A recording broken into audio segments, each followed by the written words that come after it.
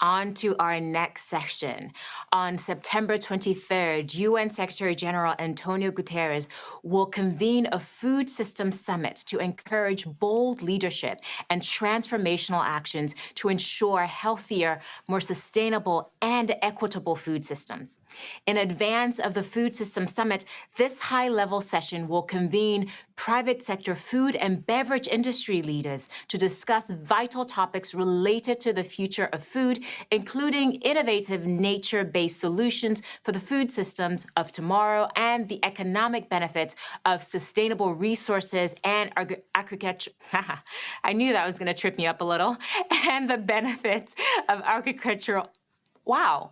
I apologize for that. It seems that word is just refusing to come along with me today, so forgive me for that, but we are talking to an impressive group of people from the private sector. I am pleased to welcome our moderator, Managing Director of Food and Nature for the World Business Council for Sustainable Development, Diane Holdoff. Over to you, Diane.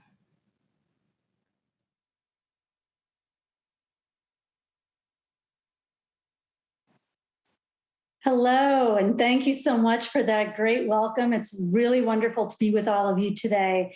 We at WBCSD have been working quite hard behind the scenes with the Food Systems Summit Secretariat to mobilize private sector action and leadership into and through what will be a very exciting UN Food Systems Summit on Thursday, as you were saying. In this panel today, very excited to bring them in to talk to you about what the future really looks like for sustainable food systems. We're going to be covering off these very critical intersected agendas of climate, nature, and equity, at which food systems sit at the heart of creating the solutions we need to achieve the 2030 agenda.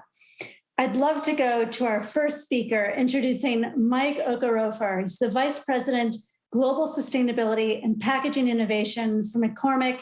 We have two additional great speakers coming in behind him, David Brussa, Sustainability Director at Illycaffè, and Dan Pathomvanich, CEO of NR Instant Produce, also part of the Global Compact Network in Thailand. Welcome to the three of you. What I'd like to do, Mike, is turn to you first.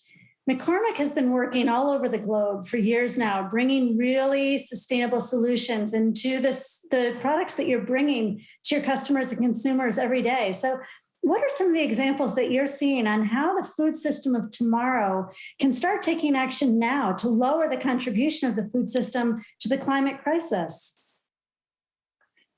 Thank you very much. Really delighted to join this esteemed panel.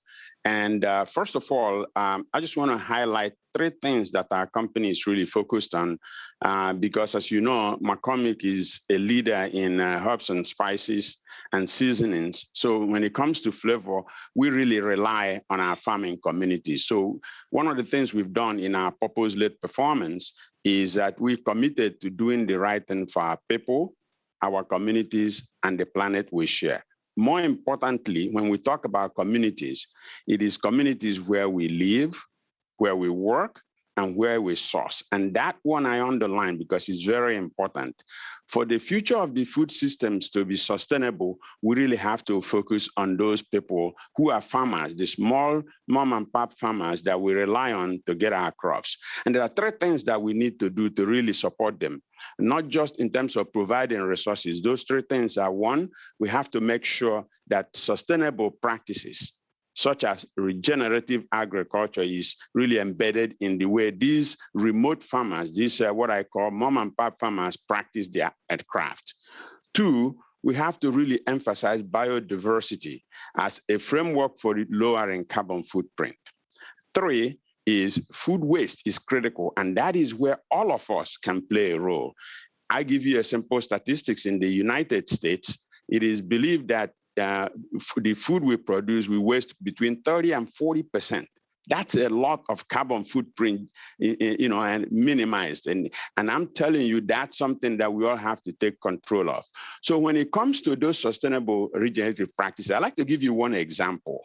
One thing that we've done, especially in the vanilla farming communities in Madagascar, as you know, the majority of all natural vanilla majority comes from Madagascar. So making sure that we have a community that is thriving, that is sustainable, is critical. And most people don't realize that vanilla is an orchid and requires a host plant. That host plant, the primary role is to make sure that you grow your vanilla successfully. And the host plant is a carbon sink. In fact, planting trees is part of really creating this carbon sink that can impact the climate positively by reducing the carbon footprint. The second thing that is also very, very important is biodiversity. One of the things we're talking about, crop rotation, is important so that you can regenerate the soil, because regenerative agriculture is about regenerating the soil and making sure that you can have the same soil into perpetuity. And thirdly, as I talked about, very important is what all of us can do, making sure that we minimize food waste. And there are several things we're doing at McCormick. As you know, with spices, even when you think your food is stale, we can spice it up so you can eat it. So as we incorporate some of those spices, the taste is improved, and that's something that we bring to the picture. At the end of the day, people love tasty food, and you don't have to create that taste with salt and sugar and fat. You can do it with herbs and spices. So one of the things we're looking at is how do we take this triumvirate, these critical areas that I've pointed out, regenerative agriculture as a critical thing, ensuring biodiversity by planting trees and creating host plants that can act as a carbon sink, and finally, for all of us to play our own role by minimizing food waste. Those three things can really lead to a more sustainable future and a more sustainable community in those farming areas. Mike, that's great. You know, I think it's such a great example to see how through making decisions at home, whether it's minimizing food waste or by choosing how we choose to sweeten and spice our food, companies like McCormick are already making those decisions to live more sustainably and make more sustainable choices easy. And that's really the power of the future with some of the actions that you just outlined that you're taking.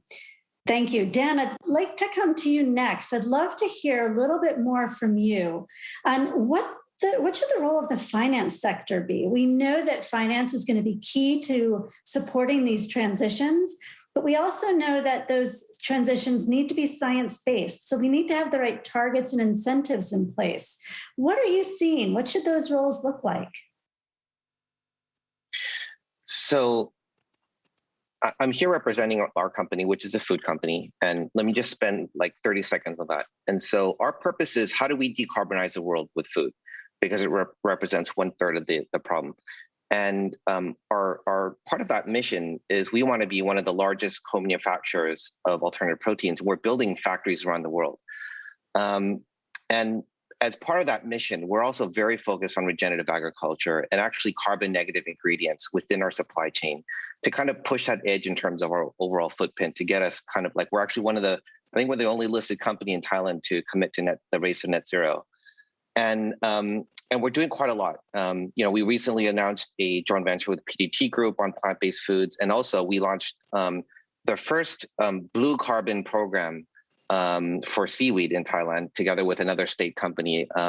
And we're also committing a few $100 million to the startup ecosystem around the world and for our infrastructure build out. So from a financial perspective, I just want to kind of set the scene as to why I'm speaking about finance. And you know, if I were to try to be as short as possible, if you look at the finance system, there's so many actors, right? But there are some really key actors at the moment. And I think finance is ground zero in terms of how do we really reform and push kind of the envelope in terms of innovation and getting us to a more sustainable food system. And if you look at the role sovereign funds have played, institutional investors, private equity, venture capital, right? $1 that they invest, right, generates probably $10 in economic value. And so how they invest, how they measure performance, and how their performance is measured by institutional investors into their funds is critical. And if you look at how funds are managed today, are assessed today, or for example, even publicly listed companies, right?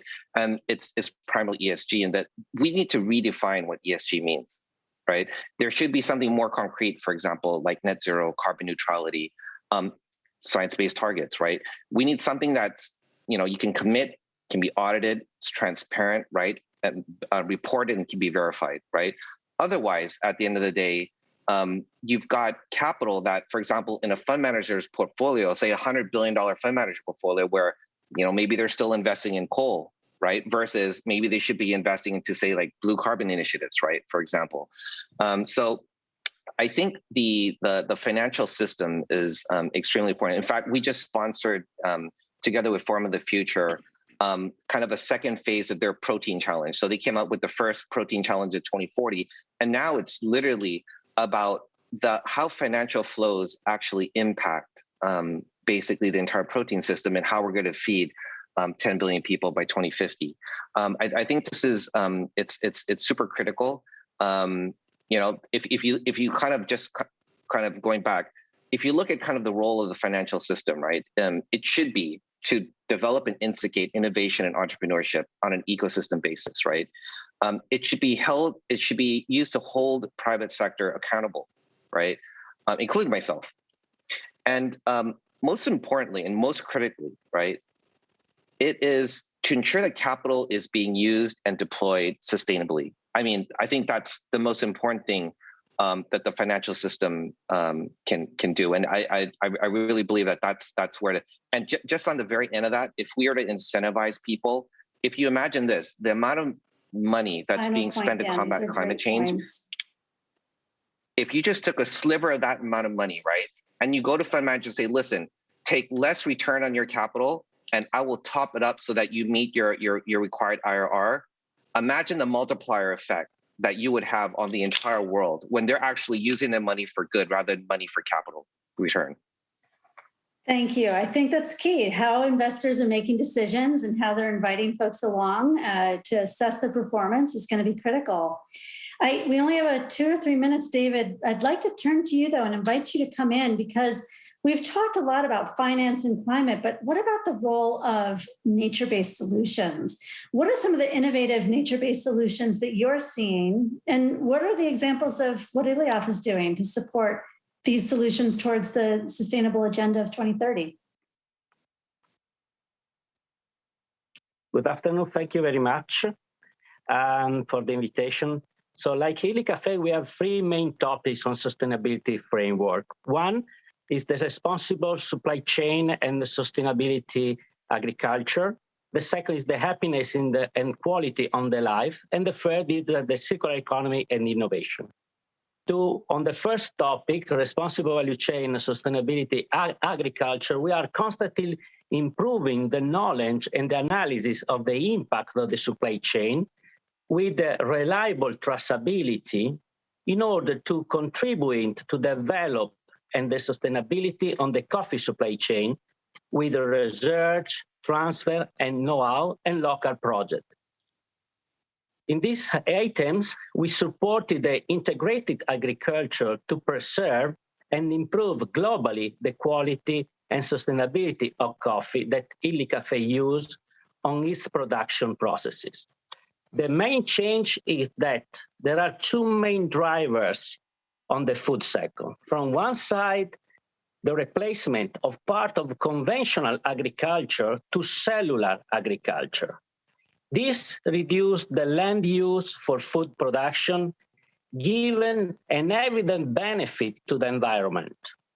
The other driver is food coming from regenerative agriculture, as to say 0 pesticide and low environmental impact, but also with a positive social impact in order to guarantee the 100% of the coffee that we are going to purchase with a full traceability, and this they're able to tackle the economical pillars on sustainability.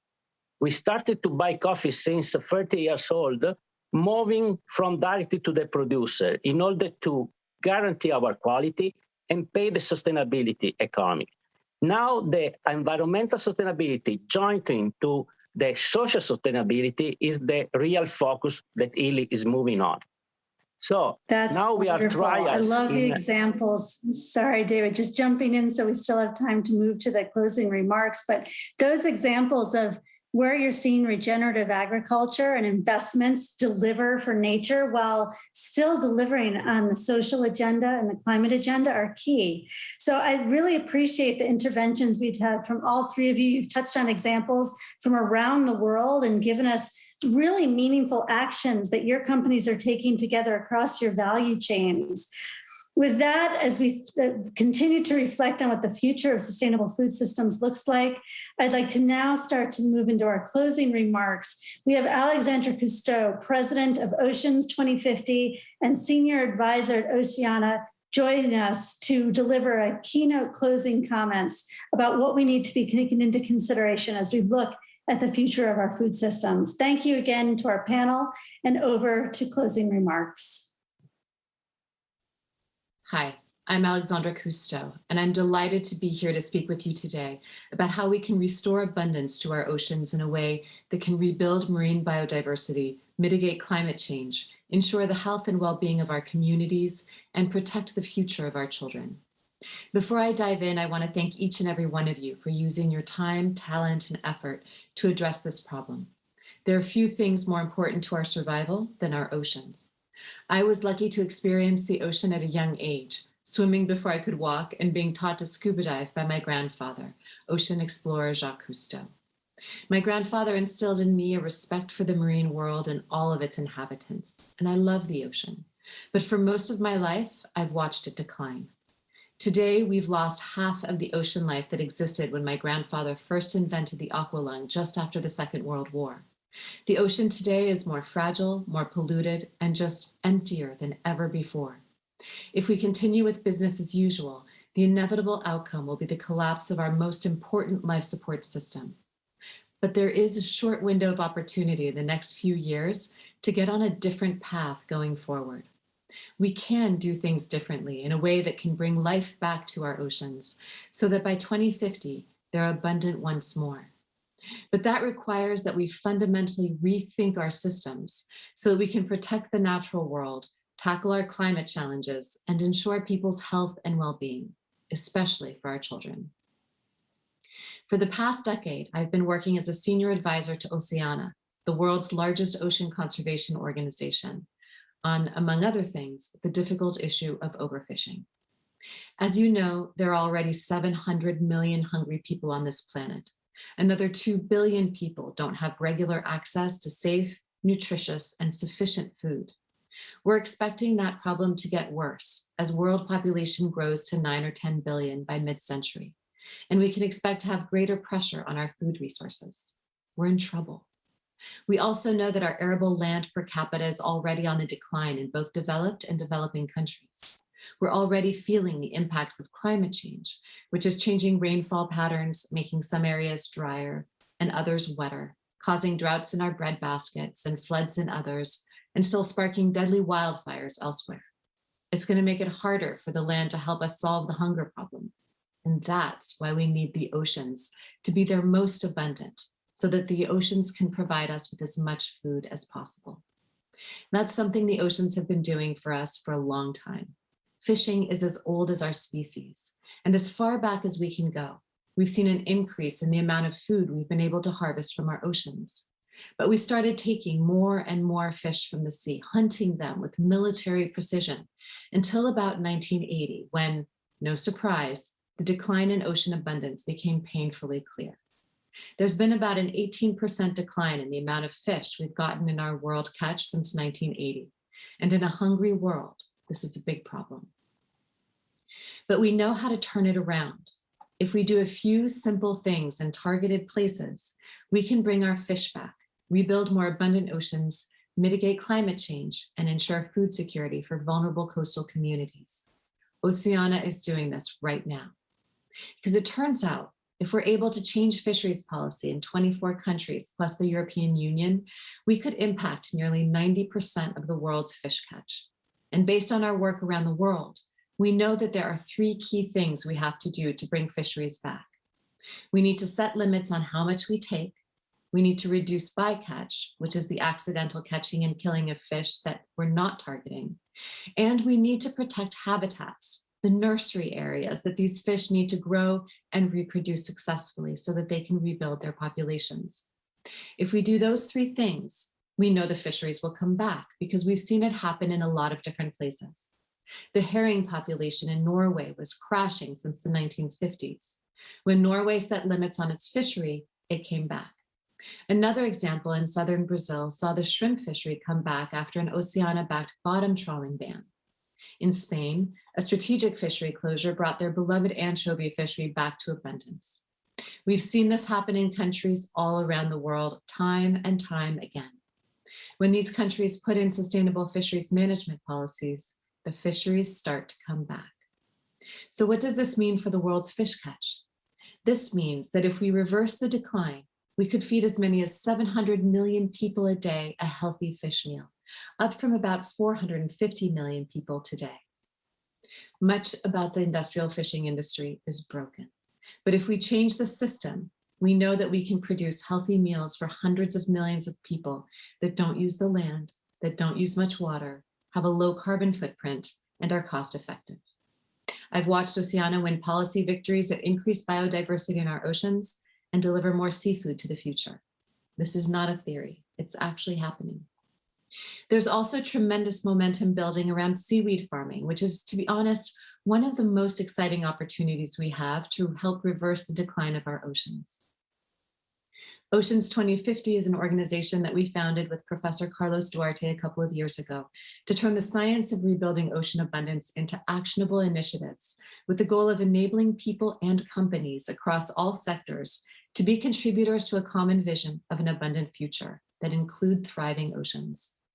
Our first major initiative was the scale up of seaweed aquaculture because of the significant restorative benefit that seaweed forests offer to the oceans, to the climate, and to the just transition, touching on multiple SDGs.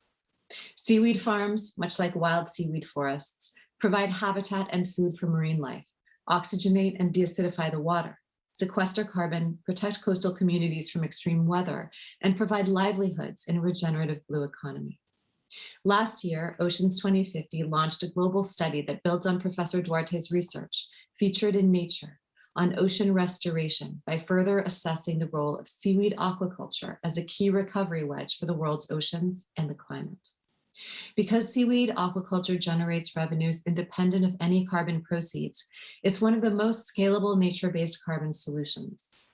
Our vision is to implement a step change in the scale-up of seaweed aquaculture by creating the enabling conditions for millions of individuals around the world to become ocean farmers and build profitable businesses. Doing so will sequester gigatons of carbon, help to restore the ocean, and create a new blue economy to help feed and power the world in a regenerative way. In line with Oceans 2050's goal to develop markets for activities that are restorative to the oceans, we're currently seeking to quantify carbon sequestration by seaweed in sediment, advancing the science of how seaweed can serve as a solution to climate change. There are so many ways that each of us can drive change in the fisheries and seafood sectors, whether it's insisting on traceable supply chains, using influence to advocate for policy change, changing how we invest, pushing for internal change within our businesses, and evaluating what actions our companies can take to help restore ocean abundance. Thank you all for being here, for prioritizing the future of sustainable food systems, and for the work I know you'll do to reverse this ocean crisis moving forward. Progress can't happen without the conversations you're having today, and I hope you end this event with fresh perspectives and strategies. Together, we can lay the foundation for change. Thank you for all you do, and best of luck.